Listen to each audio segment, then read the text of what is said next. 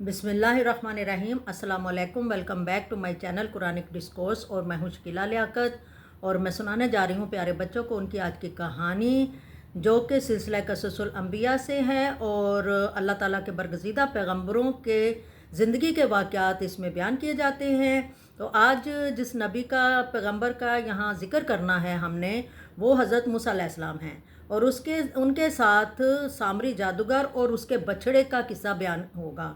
तो ये जो स्टोरी है ये 3 पार्ट्स में मैंने की है क्योंकि लॉन्ग स्टोरी थी। तो अभी जो मैं हाज़िर कर रही हूँ, आपको सुनाने जा रही हूँ, वो पार्ट 1 है। तो मैं शुरू करती हूँ। कुरान पाक की पहली सूरह बकरा है। इस सूरह का नाम गाय के नाम पर है और अल्लाह रब्बुल इज़्ज़त ने कौम मूसा और एक गाय का ज़िक्र इसमें किया है। इसके अलावा इसमें सामरी जादूगर और एक सोने के बछड़े का इंतहाई इबरतनाक ज़िक्र फरमाया है। हज़रत मूसा अलैहिस्सलाम जब मिस्र तशरीफ़ लाए तो फ़िरऔन ने बनी इसराइल को अपना ग़ुलाम बना रखा था। वो इन पर बेपनाह जुल्म और सितम किया करते थे और मिस्र में सामरी जादूगर का बहुत चर्चा था। असल में वो बहुत चालाक और धोखेबाज और मकार शख्स था। इसका असल नाम मूसा इब्ने ज़फ़र था और हज़रत मूसा अलैहिस्सलाम के ज़माने में सामरी बहुत बूढ़ा हो चुका था और सामरी जादूगर का हुलिया जो बताया जाता है कुछ ऐसा है कि इसके सर के बाल गायब हो चुके थे। वो सर पर एक नोकदार टोपी पहने रखता था और इसके लंबे जुब्बे के ऊपर गाय, बैल, नाग और सांपों की तस्वीरें बनी हुई थीं।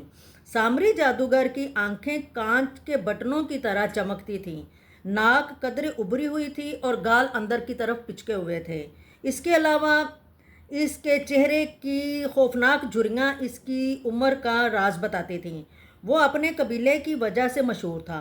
वो गाय, बैल और बछड़े की पूजा किया करता था और इसने इस दुनिया में नाग की पूजा का इजाफा किया था और लोगों को बेवकूफ़ बनाना इसे खूब आता था।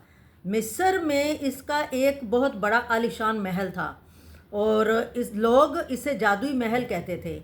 इस महल की छत पर नाग का बहुत बड़ा मुजस्समा नस्ब था।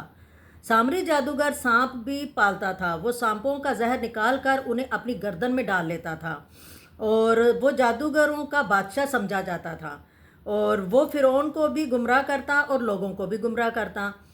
उसका काम यही था। लोग जब ये देखते कि सामरी फ़िरौन को खुदा समझता है तो वो भला कब इनकार की जुर्रत कर सकते थे। उन्होंने भी उसको खुदा समझना शुरू कर दिया।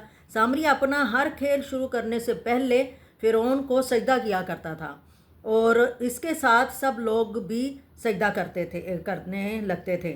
अल्लाह के नबी हज़रत मूसा अलैहिस्सलाम ने लोगों को समझाने की हर मुमकिन कोशिश की कि वो कहा कि लोगों, जादूगरी कुफर है, इसे छोड़ दो। मिस्रियों में तो जादू टूने का रवाज आम था। लोग बहुत बुत खानों में पूजा पाठ करने के दौरान जादू किया करते थे। सामरी के चर्चे हर जगह थे। जादूगरी की इसके पास बहुत सी चीज़ें थीं। वो ये सब चीज़ें एक पटारे में रखता था और वो पटारा इसके अपने जुब्बे में छुपाया होता था। फ़िरौन के दरबार की रौनकें इसके पटारे से होती थीं। फ़िरौन के एक इशारे पर सामरी इसे खोलता और अपने जादू के खेल शुरू कर देता। सामरी को मालूम था कि फ़िरौन हज़रत मूसा अलैहिस्सलाम का दुश्मन है। इसने दूसरे जादूगरों को जादू के नए नए ढंग सिखाने शुरू कर दिए, लेकिन इसकी सारी की सारी मेहनत ज़ाया हो गई। सारे जादूगर हज़रत मूसा अलैहिस्सलाम से हार गए और उन्होंने दिल से कबूल कर लिया कि हज़रत मूसा अलैहिस्सलाम जादूगर नहीं बल्कि अल्लाह के सच्चे नबी हैं। तो प्यारे बच्चों, अगला पार्ट अगली वीडियो में बयान करूँगी। तो तब इससे एक बात कहती चलूँ कि मेरे चैनल को सब्सक्राइब किया करें ताकि मेरी हर आने वाली वीडियो आप तक पहुँचती रहे। वीडियो शेयर किया करें और कमेंट ज़रूर किया करें। तो इसके साथ इजाज़त चाहती हूँ। अगली वीडियो में हाज़िर होते हैं।